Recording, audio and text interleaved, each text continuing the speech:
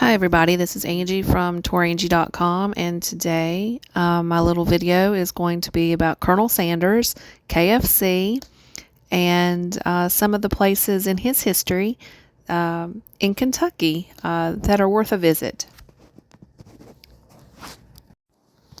He was born in Henryville, Indiana, which is just across the river from Louisville, Kentucky. And he had a variety of jobs when he was younger, up until he was about 40 years old.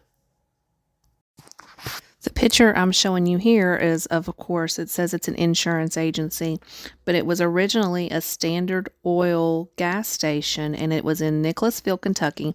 The building still stands. Of course, it's not a gas station anymore, and the pumps were taken out, but it's still here.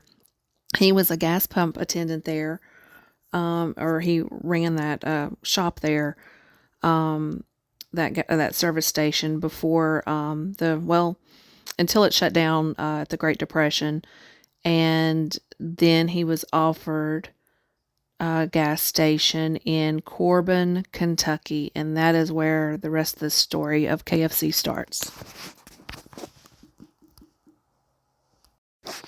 Now I'm showing you pictures of the KFC museum. This is Corbin, Kentucky, and it is where the birthplace of the original recipe is. It originally was a gas station that it was his, and then he wanted to serve food for travelers at the gas station that stopped at the gas station, so that helped to start KFC. There's a museum here. Pictures of you can see a picture of an old pump, gas pumps from the Shell gas station. It's not the real gas pumps, it's like a replica. But then there's the kitchen, and of course a KFC. But there's all kinds of facts and museum stuff here. It's a really cool place to stop. It's Corbin, Kentucky.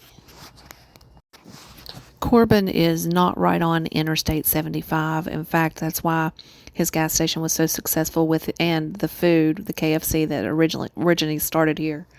It was on Route, I think, 25, which is off of the interstate. The interstate was built, and at that point, he had already started franchising the KFCs and all that stuff.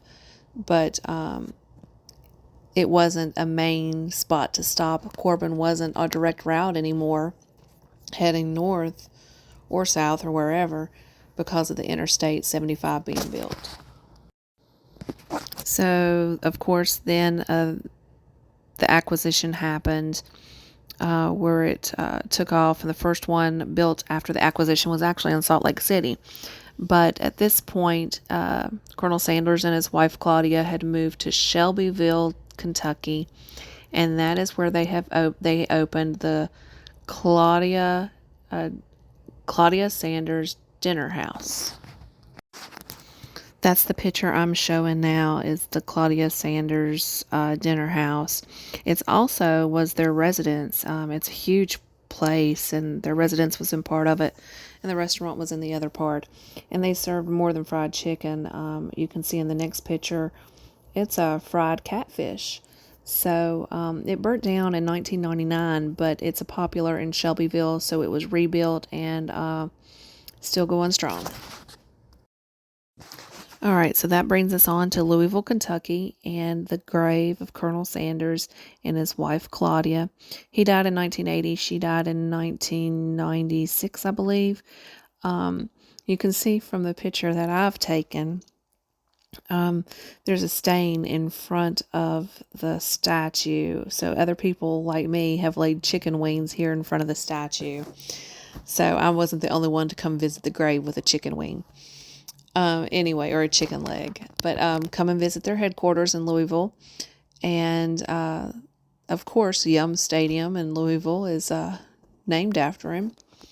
So there's the random, some other things though. This is Cave Hill Cemetery. It's a beautiful cemetery, and Muhammad Ali is buried here. So random tip of the day, come and check it out, and check out his grave too. The picture of me kissing the statue of Colonel Sanders was actually in the Louisville airport But I believe the statue has now been moved to Corbin unless there are two identical statues. This is Angie from tourangie.com. Come to my website, read my blogs, make appointments so I can help you plan your next travel adventure. Talk to you later.